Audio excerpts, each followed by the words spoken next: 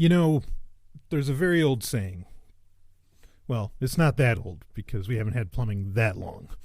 But the saying goes, the more they overthink the plumbing, the easier it is to stop up the drain.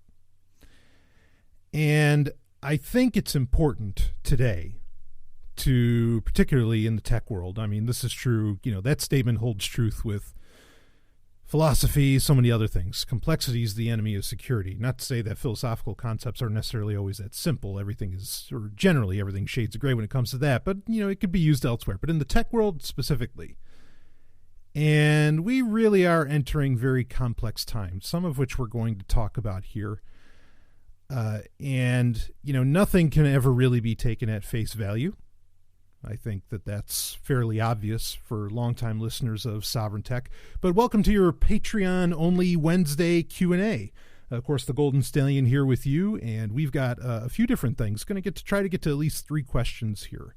I'd love to get to more, some of the fun ones, but this boy's going to go see. I want to catch The Last Jedi again tonight, baby. Oh, and have some good times, if you know what I mean, and you know exactly what I mean. But wow, the report came out earlier today about that that ugly Intel flaw that is going to, we'll be talking about it on the Sovereign Tech Prime episode probably this week, where it's going to be taking a major hit on operating system performance and everything, Linux, Windows, all of it's going to have to change the way that it's at the operating system that it's going to have to change the way that it can function. I mean, it's really, really insane. I posted about it on Twitter and pretty much just said, burn it all to the ground. So, because, wow. Now AMD's not affected. So, hey, if you bought a new Threadripper chip, you're probably feeling pretty good about yourself. Also, interestingly, I'll talk about this more on the Prime episode, but really, if I was Microsoft, I'd be using this to sell, those always connected PCs. I'd be like, well, these are based on ARM, so guess what? No problem here. I mean, that could be a very Intel's in so much trouble. It's so sad that Intel's in, and the real solution, obviously, is this is why we need open source hardware so bad. But like I said, we'll talk about that more on the Sovereign Tech Prime episode this week. But we've got some interesting things to get into, some deeper subjects to get into. Well, I don't know how deep we have to necessarily go with them, but we'll take them to the proper depths that I think they need.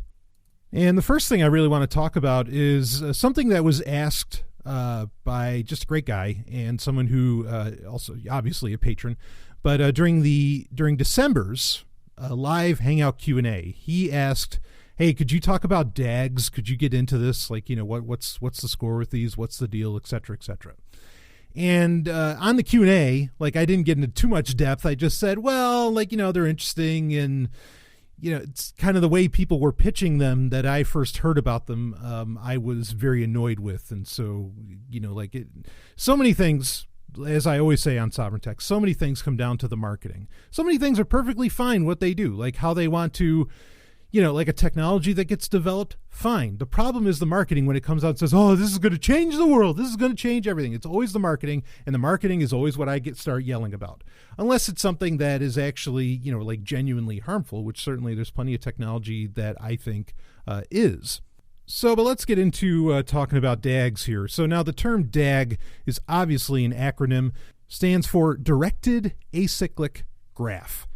Now, this is the new hotness. Like IOTA is a DAG, and there's Byteball, and there's a bunch of other ones. These are DAGs. Yeah, you hear about DAGs? DAGs are a thing. The DAGs are coming. Blah, blah, blah. You hear these just dumb fucking ass investors and VCs and God damn it. Sorry. Yeah, that's a thing. It's going to be DAGs. You can't imagine the shit that I've had to hear.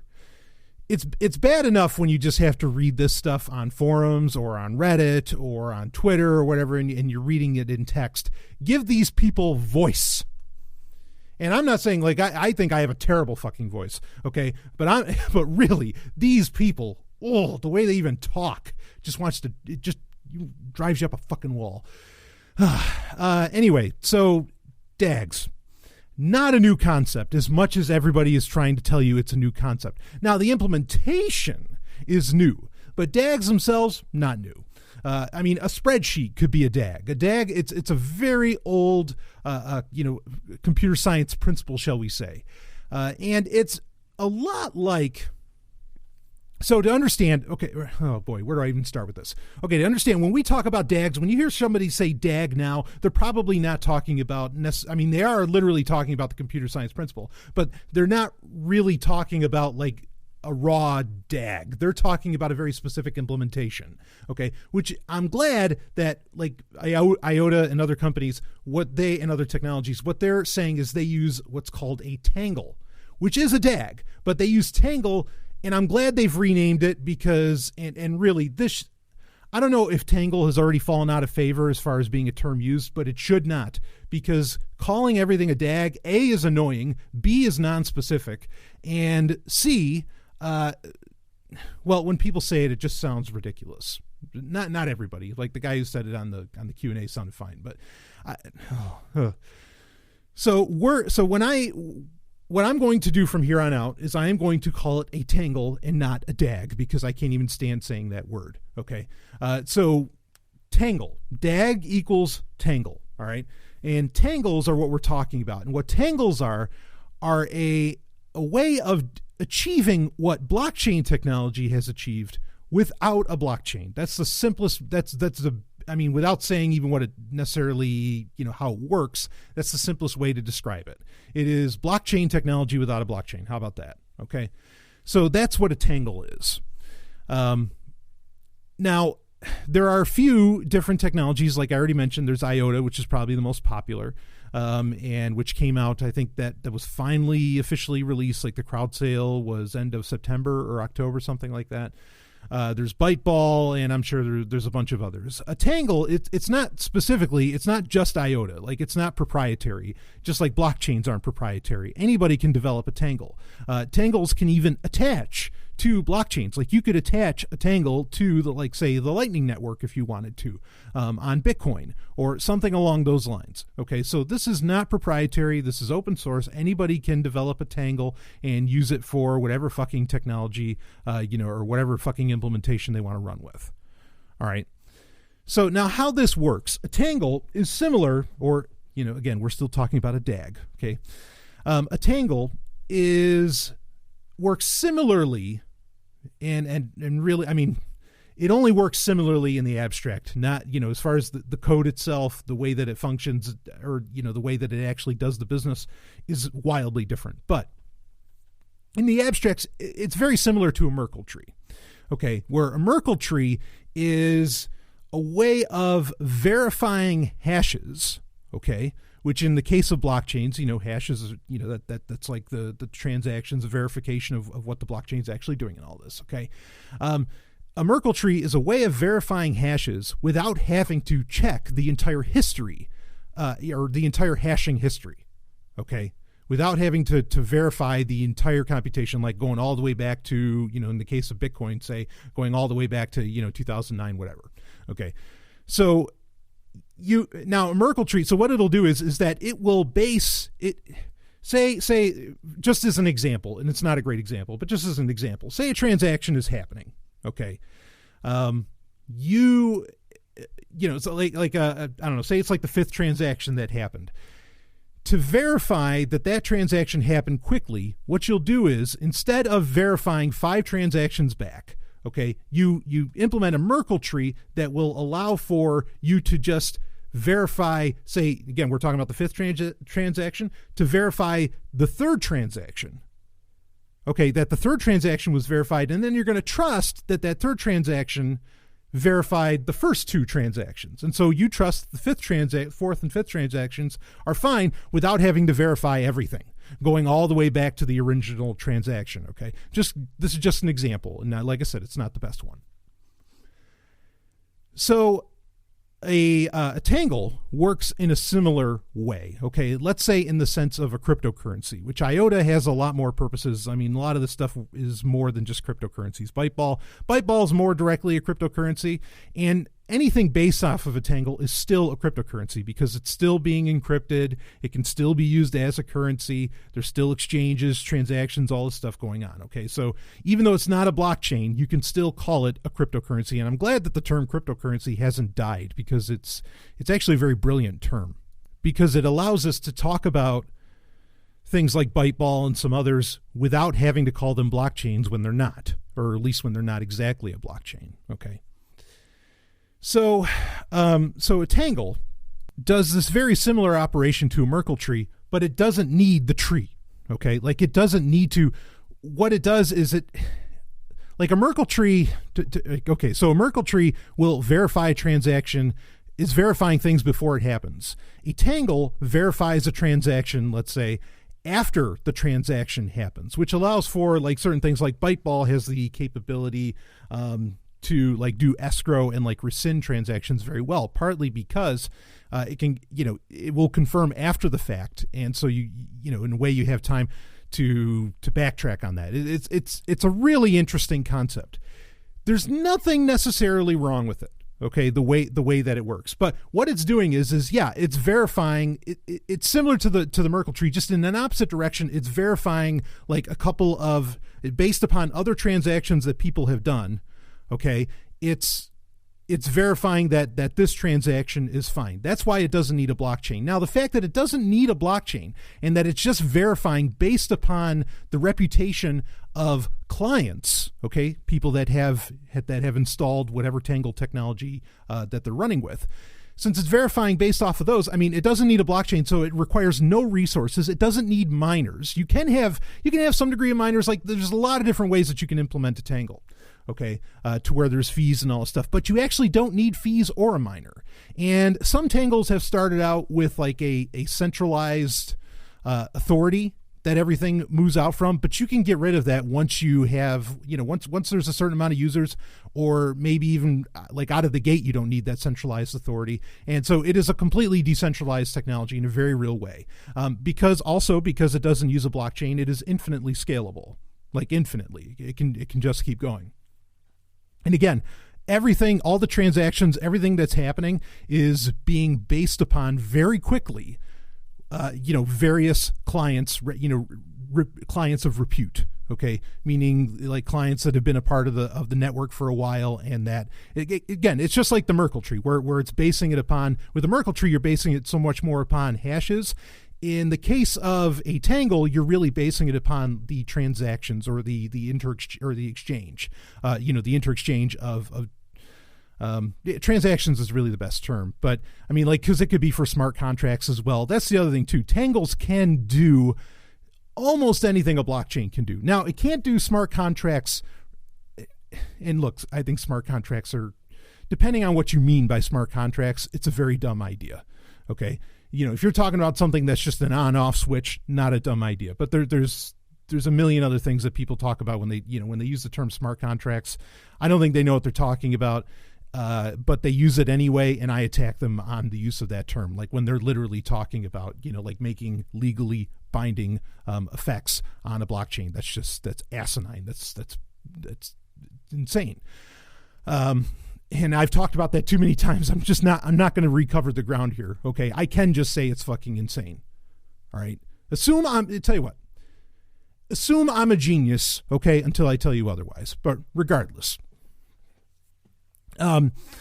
So a Tangle can do, like, there's some of the more advanced things that blockchains are doing that a Tangle can do as well, but maybe just in a simpler implementation. Okay. And there's varying reasons for that. I mean, there are, and this is the thing, is that, Tangles and blockchains, Tangles aren't necessarily going to supersede blockchains. Okay. They can exist concurrently. Just like TV and radio, they can exist concurrently and be used in different use cases. Or maybe, one day you'll find out that Tangles are, for some reason, inferior to blockchains. Or maybe it'll be the other way around, and because of the adaptability of Tangles, in fact, when I had Rob Viglione of Zencash, when I interviewed him on Sovereign Tech, which Zencash is a Sovereign Tech sponsor, full disclosure, when I interviewed him, he he said that, they could turn Zencash into a DAG. They could turn it into a Tangle in the future. And, great. So there's a lot of adaptability there. It doesn't, just because Tangles are on the rise doesn't necessarily mean that somehow Bitcoin is going to die or that all of these different cryptocurrencies are going to die. It doesn't have to at all. There can be adaptability, into these newer infrastructures and frameworks. So the idea of a Tangle, like it's really, particularly with IOTA, it's been particularly exciting for people because of what it means for IoT, for the Internet of Things. Because it can run on such a light client, it doesn't have to do mining. There's, you don't have to do fee transactions or any of that bullshit.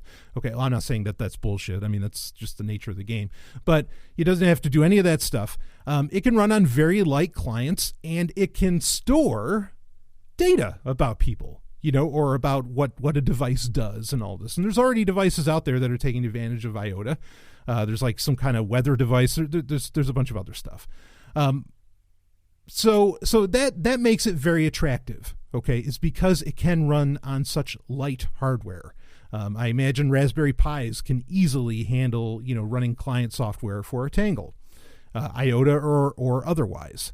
Okay, so it's very interesting, and it is definitely a leap in, it is a technological leap. Like it is a leap in software. I don't think it's as great a leap as like a cryptographic leap like zero knowledge proofs, but it's definitely a leap. This is certainly the new thing. It doesn't mean that it has to replace the old thing.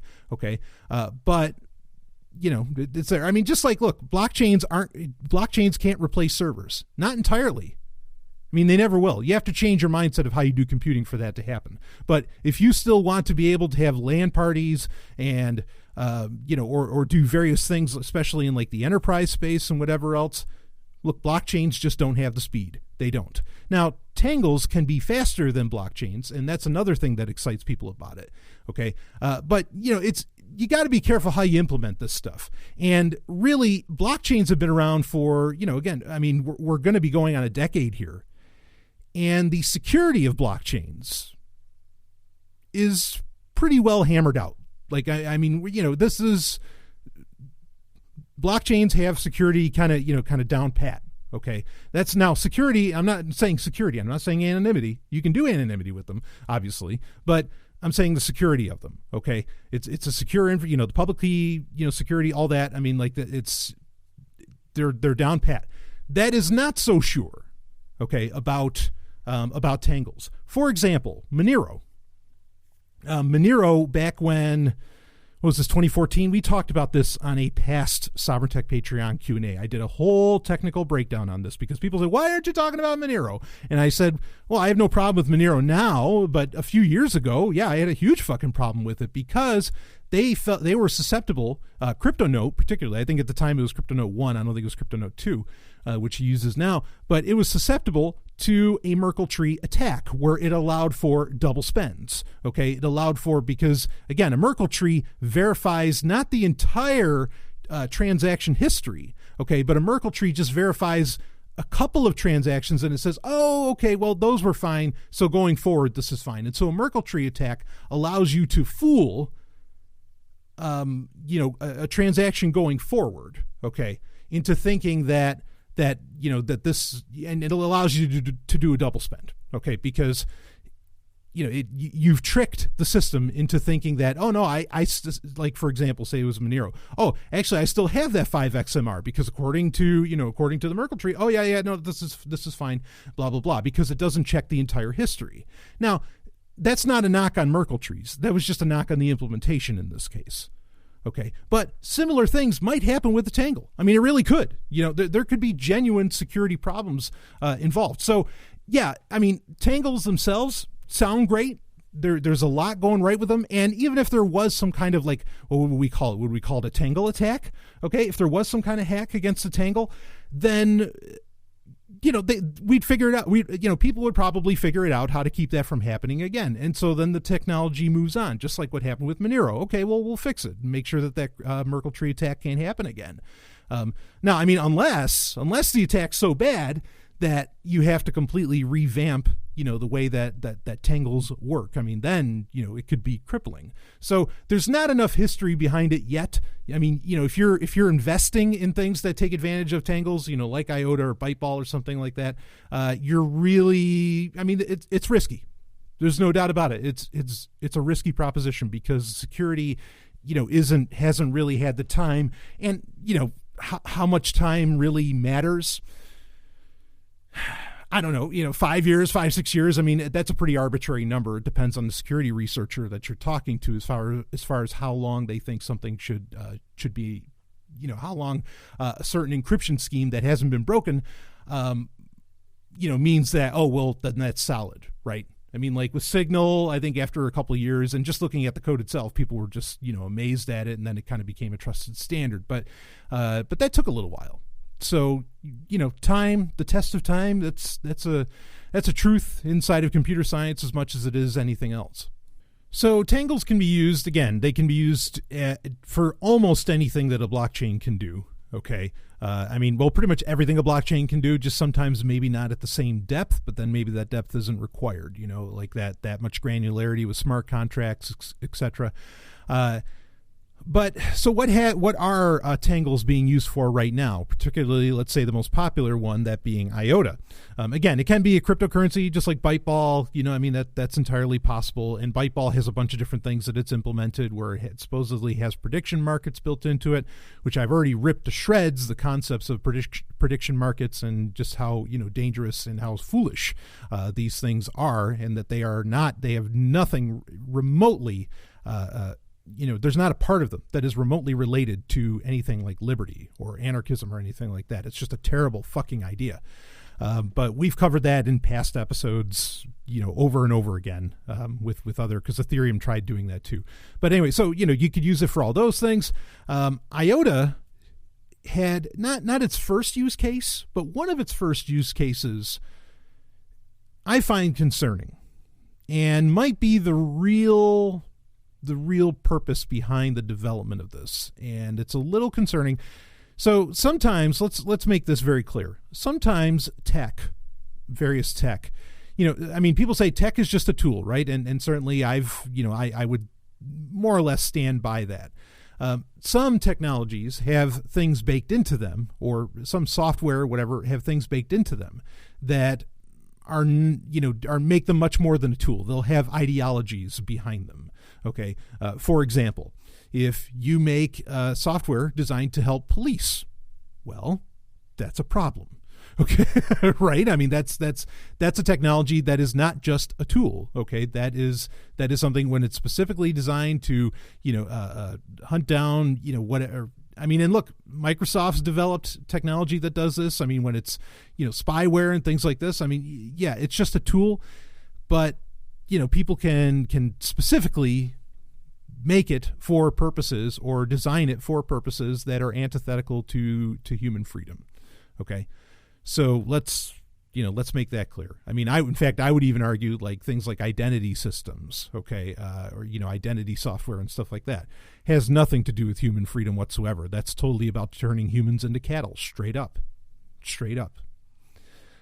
So, you can say, well, it's just a tool. You could use it for other things. Oh, but that identity technology could be used to, make your Blu-ray collection nice. It's like, well, okay, but then it doesn't have to back up to, varying servers at certain points, and it doesn't have to connect to this API and all that. Again, tech is just a tool, but you can make things where those tools are a little deadlier perhaps than others, or a little more problematic than others. So with that said, yes, tangles in their raw form, there's nothing wrong with them. I don't have any problem with what they have in mind. I think it's rather brilliant, actually, the way that it's been implemented. Again, the computer science concept itself isn't new, but, the implementation is new, and it's interesting, and it's, like I said, it's a leap forward. It's very, very fascinating. But what, like, say, IOTA is being used for is what's called the data marketplace. That's what they actually call it.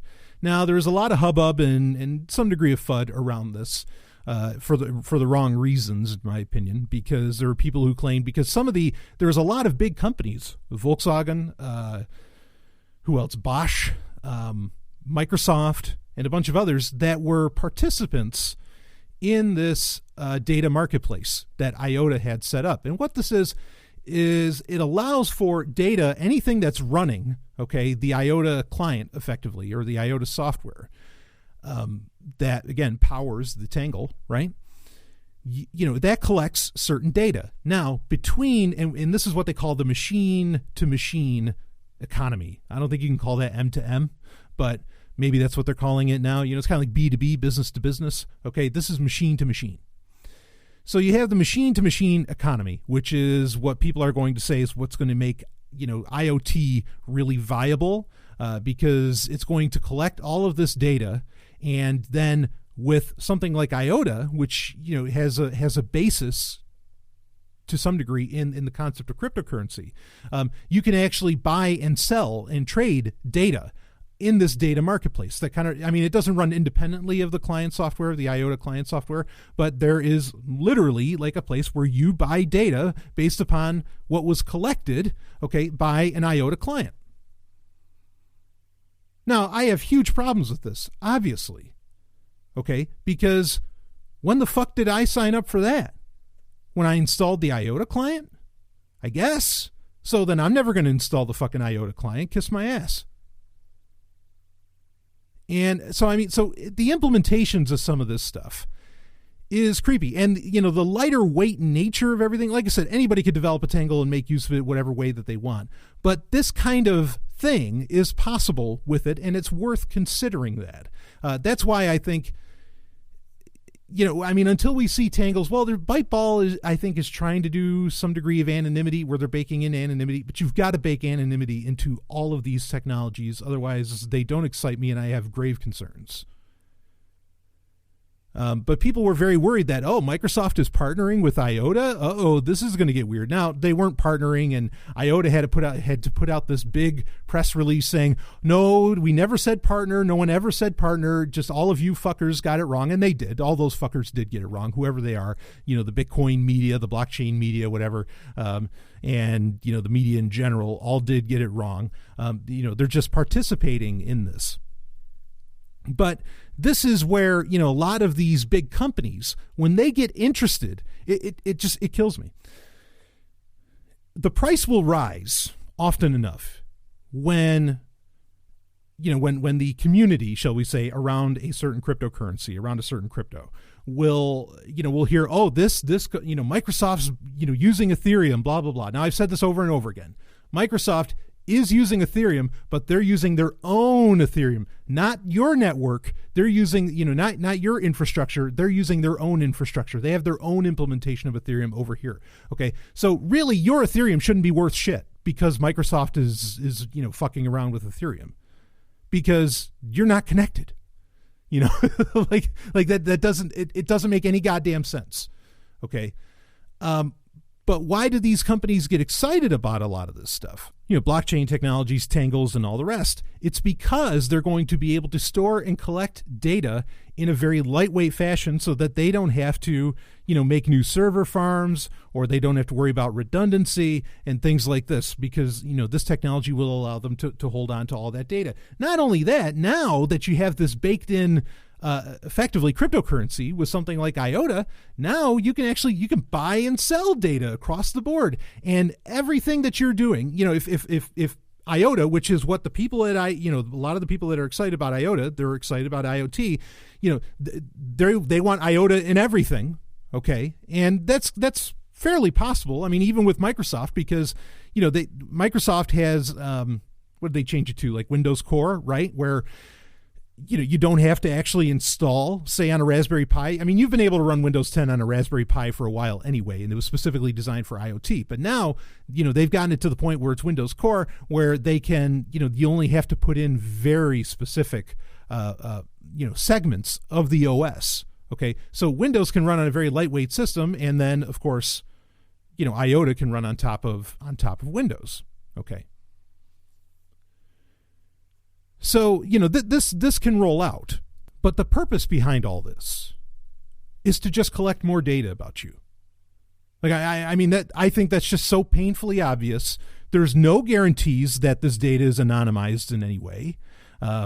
I mean, you buy, say it's IOTA pre-installed on some IoT device that you buy. Okay, well, they know, they have the serial numbers and everything that you're the one that bought it, blah, blah, blah. I mean, yeah, we can go through various tricks and whatever to have it so that people find out it's not us or something that maybe that is owning, I don't know, the garage door opener that's just for some reason so goddamn important to you to be able to do from Jamaica. I don't know why, but well, yes, I can think of reasons, but they're not good ones. Okay. All this, I mean, this is all just to harvest more about you. So my point being, all of that said, tangles, nothing wrong with them in the abstract. The basic notion, the basic technology of a tangle is really cool. The security of it still needs to be proven. Okay, it's going to take some time. It still needs to be proven.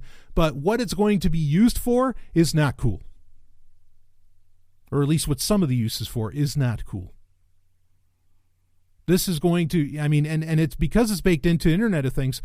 I mean, this, you could say, well, this makes Internet of Things scalable. This keeps it from, say, having to have its own IP address, perhaps, and so it can't be part of a botnet, especially if, really baked in, it's just interacting and sending information through, through using something like IOTA through a tangle or whatever. So it's encrypted as we go. That makes things better and blah, blah, blah, blah, blah.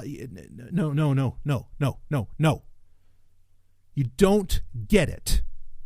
IoT, by its very nature, I mean, yeah, standard IoT, the way, IoT that connects to some server in some far off area and that has to, has a Wi-Fi, has Wi-Fi built into it and all this, or connects to a central hub at a house and all that. Sure. That's a gateway just waiting to be exploited into your life. And it's also something that could be used for the Mirai botnet or something where it could take down the internet because you could use all of these millions of IoT devices to do a DDoS attack. So fine. So we switch it over to blockchains or tangles. Well, that's a much better solution. Yeah, but then in the background of all of IoT, outside of the enterprise space, where I think it makes some degree of sense, but in the consumer space, all of the IoT is meant to collect data about you, and fucking nobody is wanting to anonymize that. They're just not.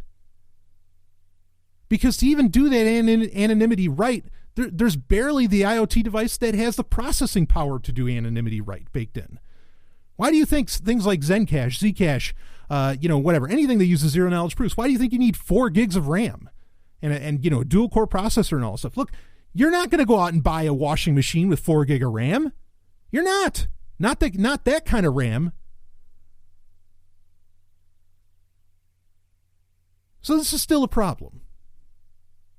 Okay, I get it. I understand why it exists. I get the point. I do. But it's not good. Can we use tangles for other reasons? Sure. Like I don't have, well, I mean, some of the ideas that Byteball's trying to do, I think, are just moronic, like the prediction markets and stuff like that. It doesn't all have to be IoT. It doesn't have to be IOTA. And then fine, whatever. I don't give a shit. Have a great time with it. Have a great time with your tangles. Okay. And I'm not going to do some kind of entangled pun. All right. But it's just a lot of what this is going to get used for is not okay in my book. It's not. So anyway, there we go. Now, if there's somebody out there, if one of the patrons out there is more interested, I wouldn't say more intelligent. If you're more interested in this than I am, and you have a rebuttal to what I just said, please. And I'm not kidding. I am very open to that, and I will gladly come out as soon as possible. I'll make a special Patreon post or something, and I'll say I was wrong. But I don't think I am. So I spent a good couple days really deep diving on that and looking into it. Again, the abstract technology is fine. There's no issue here. Okay. But what it's going to get used for and what you might be, getting into crowd sales over, And you could say, well, blockchain, same deal. Sure. I agree. And that's why I'm very particular in what blockchains I bother to even say that, no, I think this is good. I think this is built to last. I think this has weight. I think this can go the distance, blah, blah, blah. Because, yeah, a lot of blockchains are pure bullshit, if not harmful. So anyway, there we go. There's Tangle. or DAGs. You hear about DAGs? This is the thing. You got to go look out for DAGs. DAGs are coming. Oh, I just... Man. Okay. Yeah. So, all right, let's go on to another question. So this actually got asked to me today. So I kind of reposted something I had said a year ago that I've talked about a few times on Sovereign Tech Prime. The particular example was the Sony Pictures hack from, what was that, a couple of years ago? There was the Sony Pictures hack where, and they said it was North Korea, and they got access to movies, and they were leaking movies online, and they got all this stuff, all these letters between various execs and actors and actresses, and claiming this person's a piece of shit, and blah, blah, blah. And there was this big hubbub, and, there was like a ransom held out over, hey, if you don't pay this ransom, we're going to release all this shit about you, Sony Pictures, and they were able to get access to Sony Pictures servers. If I remember correctly, it was specifically because somebody opened a link in an email. It was that fucking simple. And they were able to just run roughshod on Sony Pictures of America, and everything in their servers. So because of that, I made the statement, not just because of that, I mean, it was something I knew beforehand anyway, but the respondent statement that I made was that anyone who thinks large businesses can exist in a freed market have never worked in cybersecurity. Okay. Now, this goes back to my point earlier of complexity is the enemy of security. Okay. Or maybe if you wanted to be more particular, complexity is the enemy of cybersecurity, especially. But I think it's more or less true across the board. So what I mean by this is that the more people with a large business, okay, large businesses really only exist because of the largesse of government, because of lobbying, because, all these, it's corporatism, right? Okay. And it's not just cybersecurity. There's a million reasons why, if we actually lived in a world without governments, without, coercive systems, that we would, or, coercive, institutions, I should say.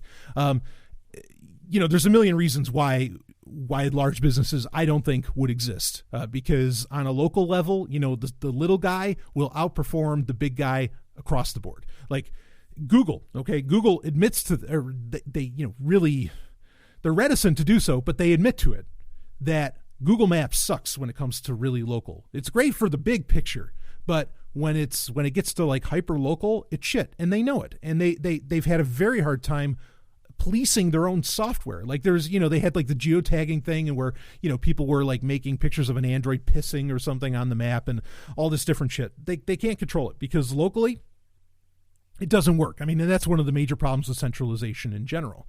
Okay. So you can come up with plenty of actual real world examples where you can see that big business sucks on a local level. What doesn't suck on a local level? Well, like your local newspaper, right? Well, local newspaper still sucks, but that's because, newspapers. That's more because of what it is. But, what are you going to get better news from the local newspaper or from Fox News, as far as what actually pertains to you in your area? Generally, your local newspaper, a bunch of other things like restaurants and all this different stuff. They know the area. They know what comes up, like how people act on certain seasons. They know when certain streets are busy. It's just stuff that no centralized database can really ever make sense of. Just can't. And before you say, well, but there's algorithms and machine learning is going to figure it out. Are you kidding me? There was a great story I'm probably going to talk about on Sovereign Tech Prime episode where they developed a sticker that looked like some kind of like psychedelic hologram. They put that sticker on anything and any photo that had that sticker in it, any single fucking photo that had that sticker in it. Okay. Anything that had that sticker appearing on it. The algorithm immediately thought it was a toaster.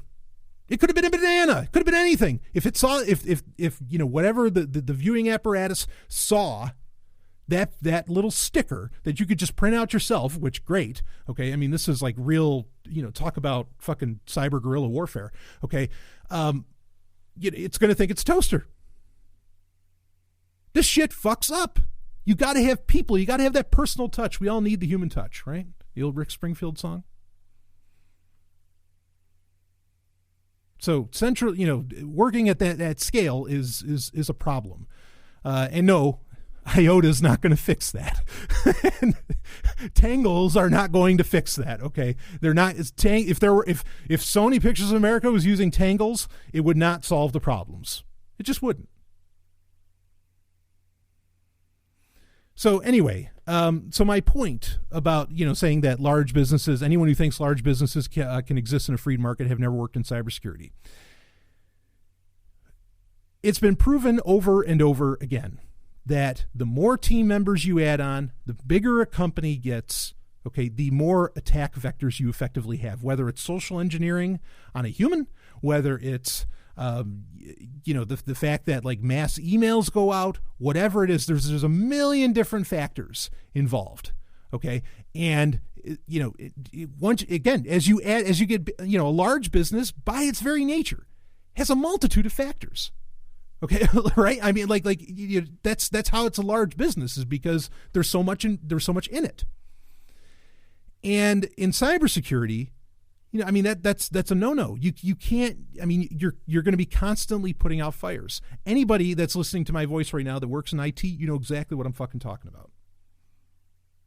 You can't control it. You can't control. Once you get above a certain scale, you lose control. And shit like the Sony Pictures hack and others, that's what ends up happening. Okay. So that's what I mean, that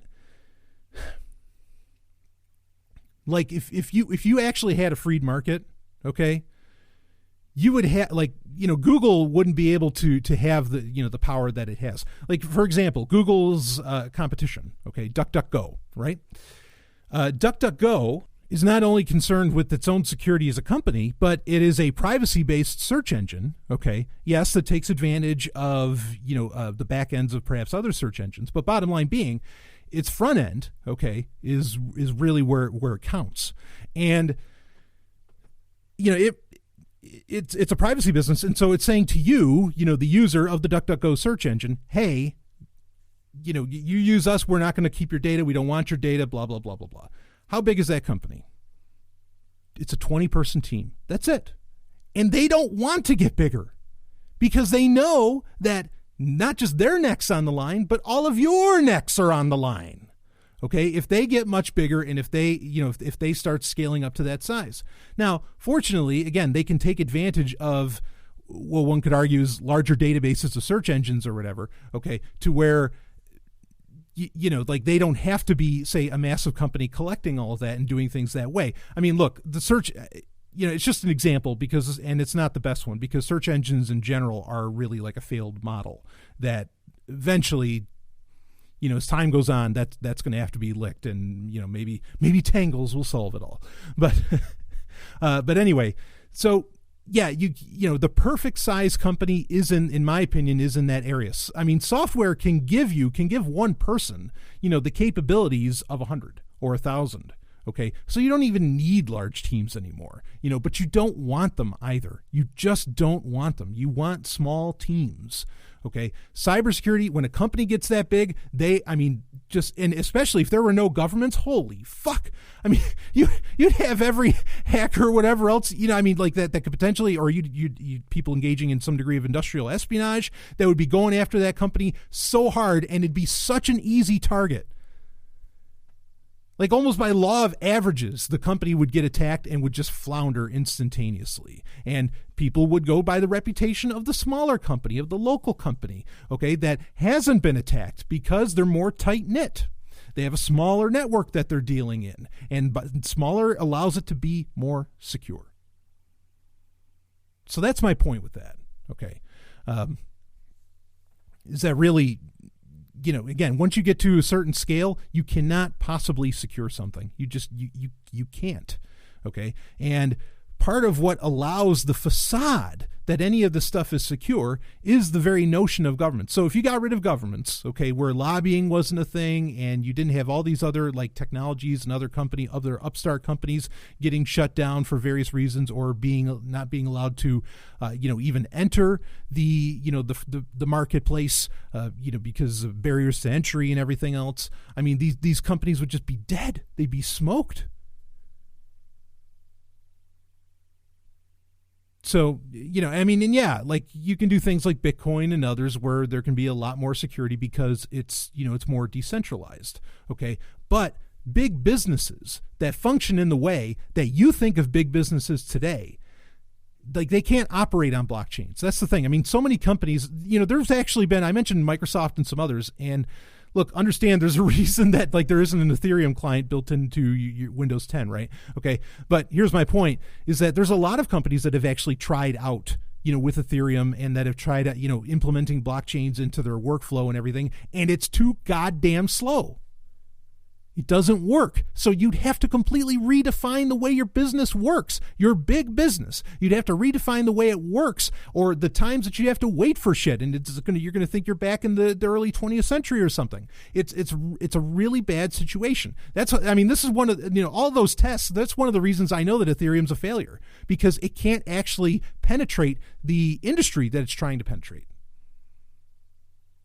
Oh, banks are using Zcash though. That isn't that if it's good enough if it's good enough for the banks. I mean, it's got to be good. No. All they're doing is handling some transactions. They're not replacing the servers. They're not replacing the record systems for those banks. Fuck no. That would be far too slow for that. So understand that, yeah, blockchains cannot replace everything. They just can't, especially today in our very centralized world. And our very centralized world is the only thing that allows for big businesses to even exist.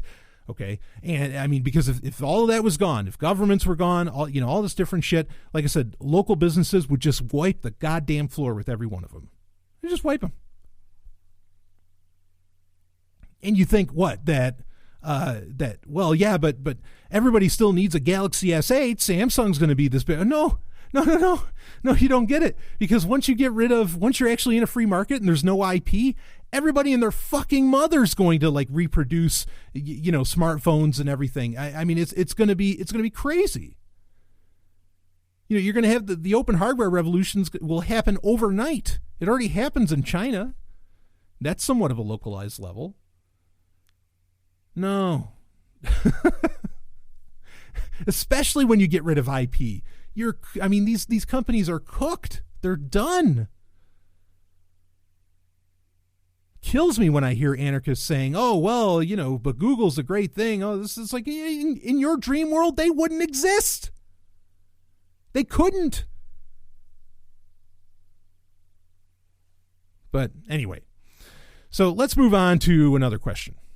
But just know that if you ask any security researcher worth their salt, what would you do to secure a company the size of, say, Sony Pictures or Google? You know what they'd say?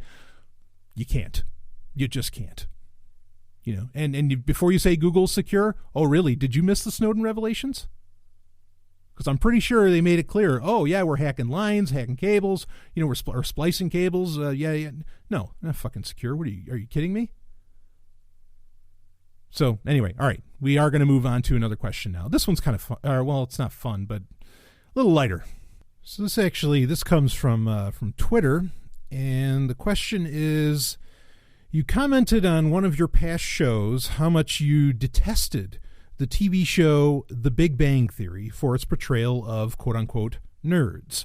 Would you say that the show promotes a blackface minstrel image of nerds, and if so, what do you think they get wrong? So yeah, just to answer the question out of the gate, I don't think that's an entirely unfair. Saying blackface minstrel is a little extreme, maybe, but yeah, I don't think that's an unfair. That's what they're promoting. In the abstract notion. So for those that don't know, blackface or minstrel shows were a popular thing starting in the 19th century. Really kept on going for a while. A lot longer than I think people realize. It would even invade, other mediums, because obviously in the 19th century, you didn't have radio and television really. So, they would end up transposing to radio and TV as well. But the idea is that the original notion was with minstrel shows, with blackface minstrel shows, was that you had Caucasian people, painting their faces black, thus blackface.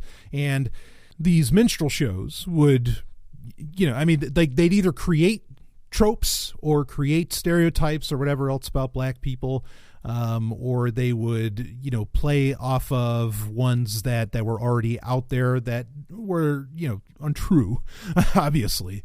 And so it was a very insulting situation. And so to compare that to the Big Bang Theory and its portrayal of nerds, yeah, I get it. Like, I mean, sure, this is blackface straight up, because it's playing off of stereotypes about nerds, old stereotypes about nerds that I thought had gone away. I mean, we keep getting told that nerds have taken over the world.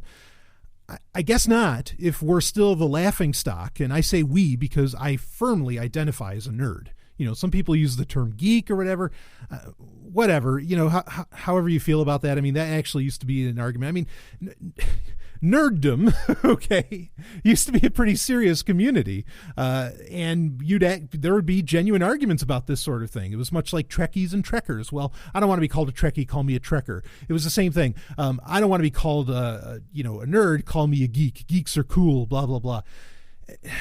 And it's all just nonsense, whatever. I have no problem identifying with being a nerd.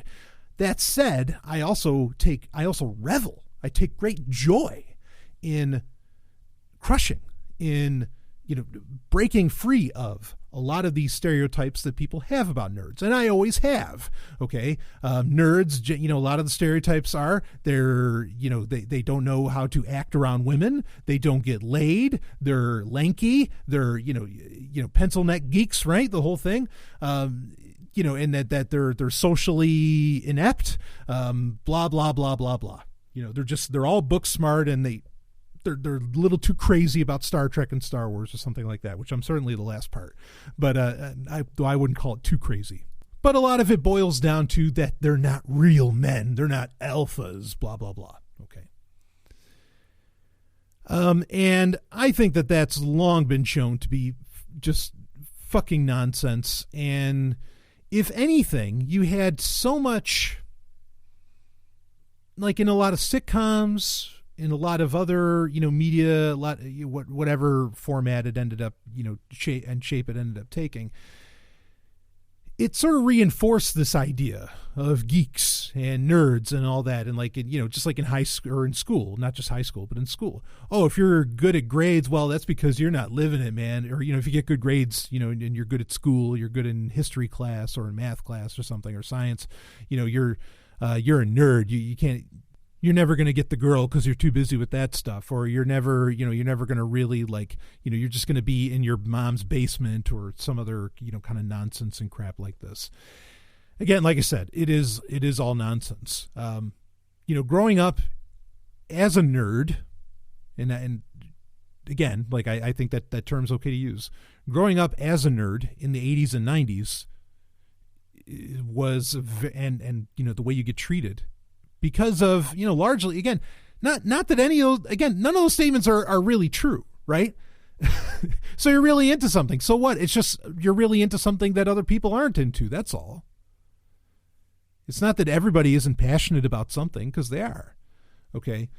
But there was just this perception that really got handed down, and, not just the media, people's parents or kids' parents. I mean, all kinds of people were just, constantly pushing this.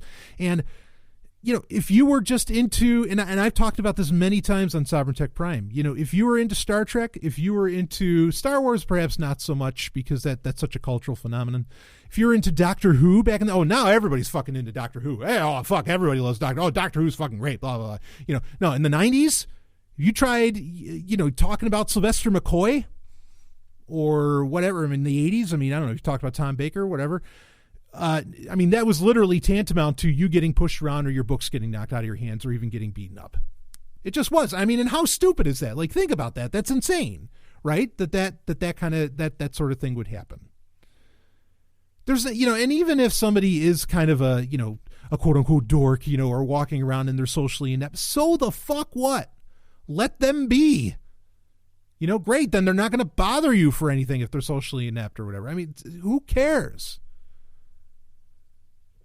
As long as they're not creepers. But, So anyway, yeah, all that. So you have all these stereotypes, which again, just aren't true at all. And I guess I'd be speaking from anecdote, but I know I'm not the only one that can tell these stories. I know I'm not the only one that experienced all this shit. You go to the nerd enclaves, like the conventions, especially in the late 90s and all that. You go to Dragon Con, you go to other ones. There were orgies happening right and left. It was really, you were dealing with, this was Sodom and Gomorrah. You were just waiting for Mount Vesuvius to go off next to these hotels and, for these conventions because, it was Pompeii. We were living it up. And these women were hot. By any conventional metric, or even if it wasn't a conventional metric, holy shit. Oh, the times we had, and nobody was being awkward. Are you kidding me? Because we all understood each other. We all had a shared language. We could talk about Hercules, Xena, Star Trek, Star Wars, Stargate, Battlestar Galactica, the real fucking Battlestar Galactica, not that new horse shit. Okay, there's a million things that you could talk about. You could crack jokes with each other. You had instantaneous icebreakers because you could quote this shit. And there was men and women everywhere. It was the most amazing time.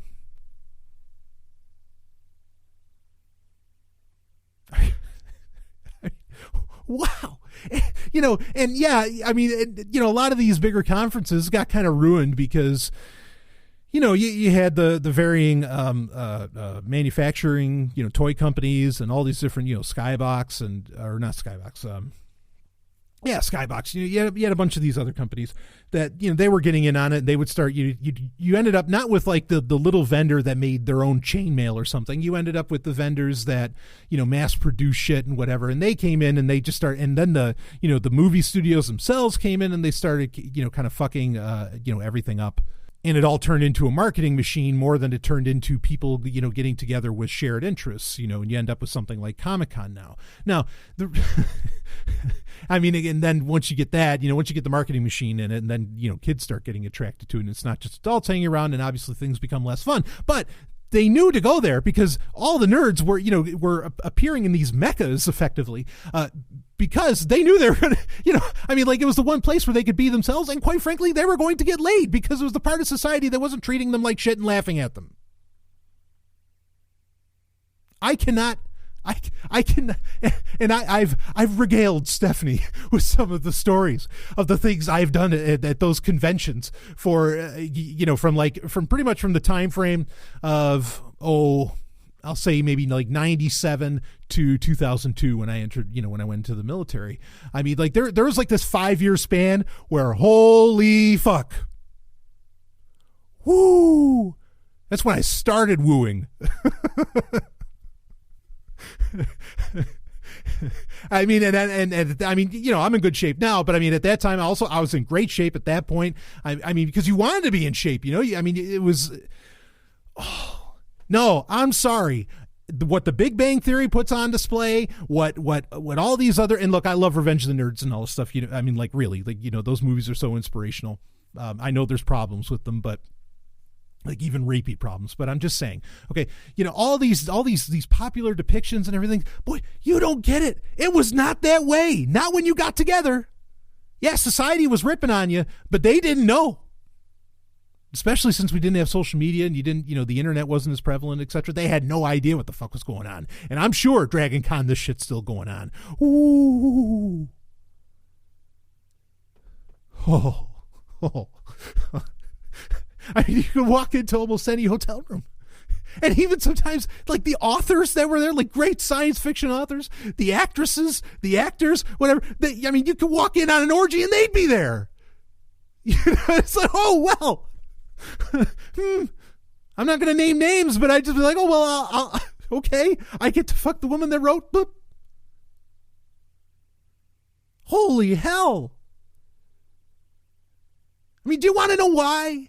Do you want to know why a lot of actors, and you could say that they're washed up actors or something, that, why they would want to continually go. Yeah, they got paid, some of them, but why they want to keep going to these conventions. Wouldn't you think, come on, shouldn't they be trying to get acting gigs? Wouldn't you think it's kind of demeaning? No, because they got treated like gods there. And I don't just mean in money and in some kind of fanboy adulation.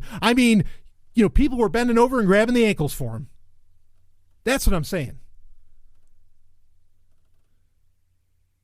The popular depiction of nerds is so dead wrong. Nobody fucks like a nerd. Nobody. Because they've got experience. As long as they could get to one, to these places, they've got all the experience in the world. And then, they go out into the real world. Unfortunately, maybe they get married, but I guarantee you they're having a pretty fucking awesome sex life.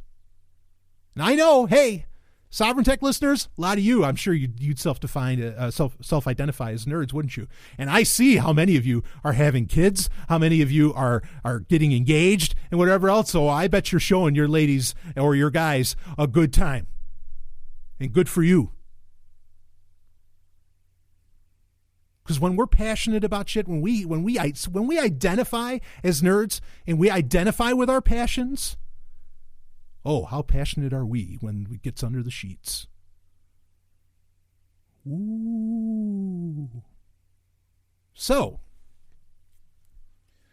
all of that said, the depiction that somehow, on The Big Bang Theory, the varying characters, bazinga, whatever, that they can't get girlfriends, or they can only get girlfriends that are within their, within their popular range or whatever, or that they're awkward around people, or that they have bad social skills or shit like this is nonsense. It is nonsense. I'm not saying those kind of people don't exist. Sure, they do, but I guarantee you that they are a small number of people.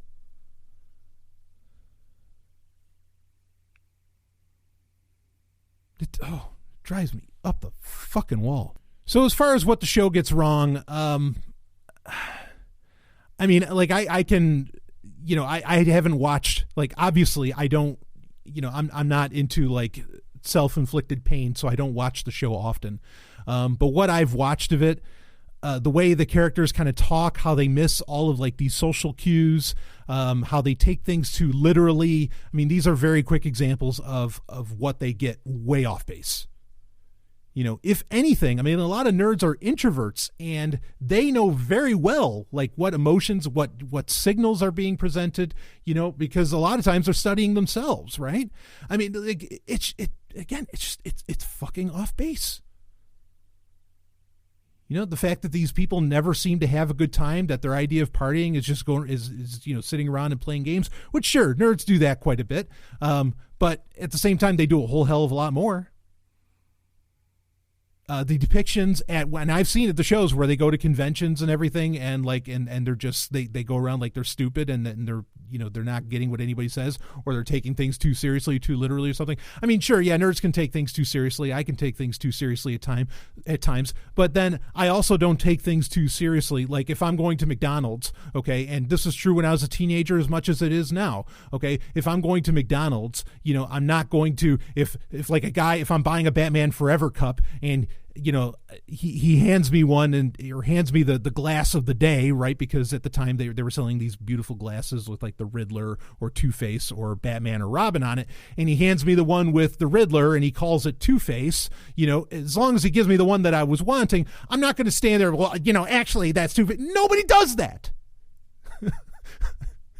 But that's what they put. That's more or less, I mean, that's an example of what they show off in that show. I hate it. I hate it. And guess what, nerds? Oh, they're lanky guys? You want me to share some pictures online? I'll show you a lanky nerd. No, of course I'm being facetious, because look, it's not a boast. I'm just saying I am anything but lanky, and I have had plenty of friends in my life who know as much, or at least close to as much, about Star Wars or Star Trek or any other science fiction as I do, and some of those guys had bigger arms than me. And they worked them hard. Or they had the full six-pack going for them, and they knew their shit. Have you seen Sam Witwer? Holy shit, my fucking man crush. This guy's 40. He's been around. He constantly wins trivia contests, do you understand, when it comes to Star Wars or Star Trek. This guy is sexy on anybody's metric, I think. I feel very confident in saying that he is conventionally very sexy, okay? And he's got all that knowledge up there. I mean, he is nerd prime. And I think if you called him a nerd, he'd say thank you. It's not true, and we're not the exceptions. We're not.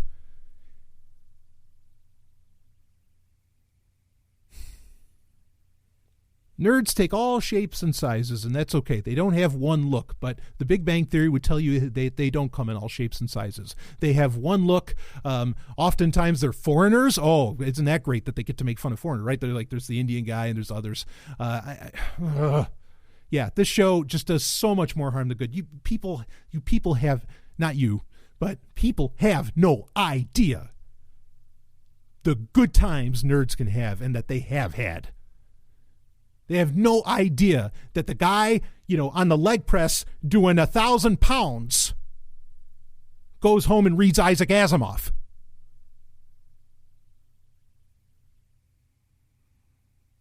Yeah, it's bad. I hate that show. Fucking hate it. And even, again, like I said, even if people did act the way that they act, okay, on that show, so what? Don't laugh at them. Just leave them alone. They'd leave you alone.